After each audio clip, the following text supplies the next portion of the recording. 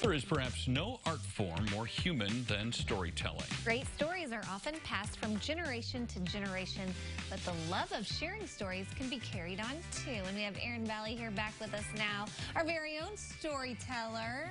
Tim, so you know who's about to come up on screen? I do. I saw the name. I went, is that the same guy? And sure enough. Well, who is he? He's my doctor. I know.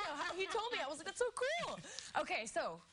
That's all he told you, though, right? He didn't give you any sort of secret medical information? No. All right. Tim, your doctor, he sure can write, okay? He can. David Webb is known in our community as a family physician. What you might not know is that he's also an author. I caught up with him to learn more about his 2 books and to speak from one storyteller to another. All these stories are a collage of my life. I love the picture it paints.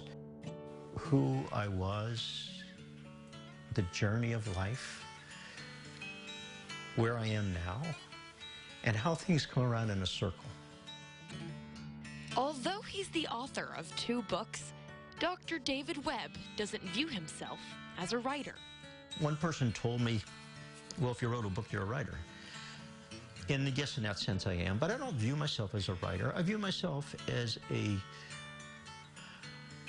dad, a grandfather who tells stories and writes letters. It's an ordinary occurrence in the history of the world. Stories appear to people in various shapes and forms.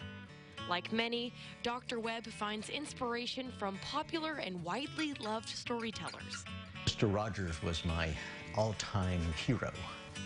But his favorite storyteller is the man Dr. Webb is named after.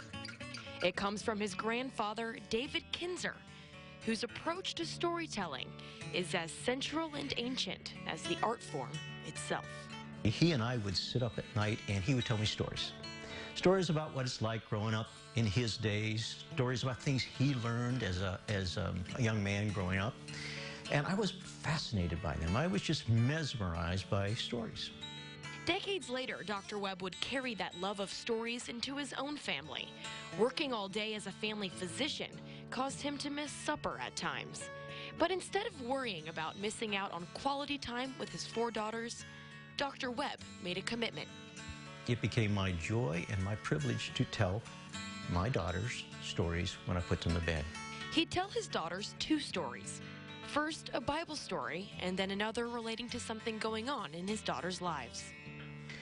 If they were dealing with how to be kind, for instance, I would try to think of a story that would illustrate kindness, both from the Bible and from a made-up story.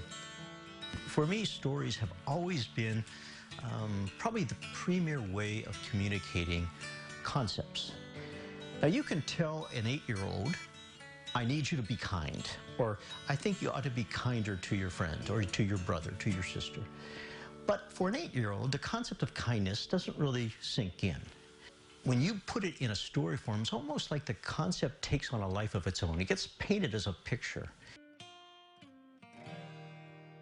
After his daughters grew up, started careers of their own, and married, Dr. Webb found himself a grandfather to 13 grandchildren. And so the stories continued.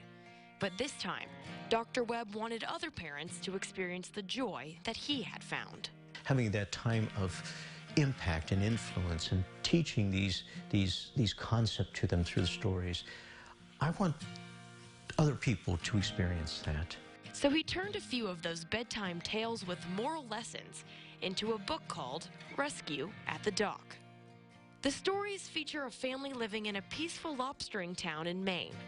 A wise man named Cozy McIntosh guides the children through their adventures and life lessons. The people in the stories are people, to some extent or another, are people that I've known. For instance, Cozy McIntosh has a lot of my grandfather in there.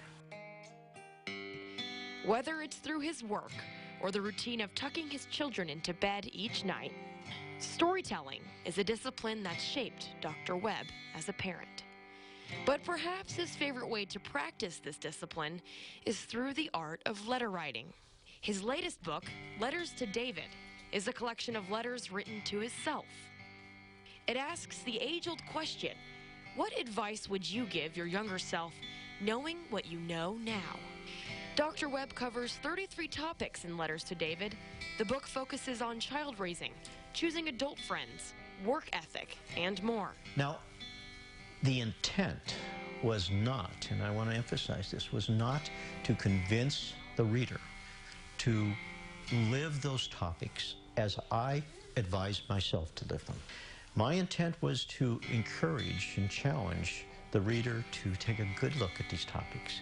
Decide for yourself how you want to do it, and then take the steps to do it.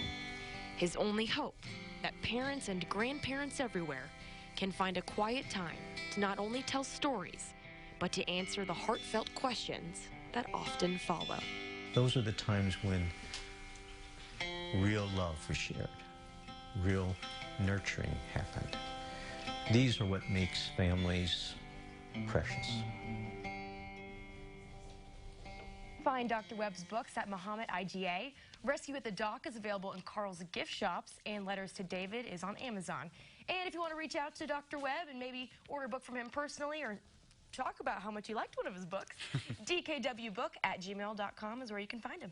That is so cool. He may be one of the wisest people I've ever met. Yeah, and that wisdom's reflected in these books he's written. What was one of his tips on how to make an adult friend? You know, I need to read that chapter next because it's getting tough. College is... Not only can he write, he can cut right into your skin and then sew it back up. He's multi-talented. He has so many skills. And I will say, one of the most interesting things about him is that when his daughters left for college, he made a commitment to them to write them a letter every single week. And he still does it. They're married with children, and he still writes... All 4 of his daughters. He writes them a letter. By hand, I would imagine. By hand, on his yellow paper. Yep. Which is also where he writes all of his books, on the yellow paper. I love Amazing. that. Good stuff. Well, We'll thanks, Erin. connect you with all those details at our website, too, CILiving.tv.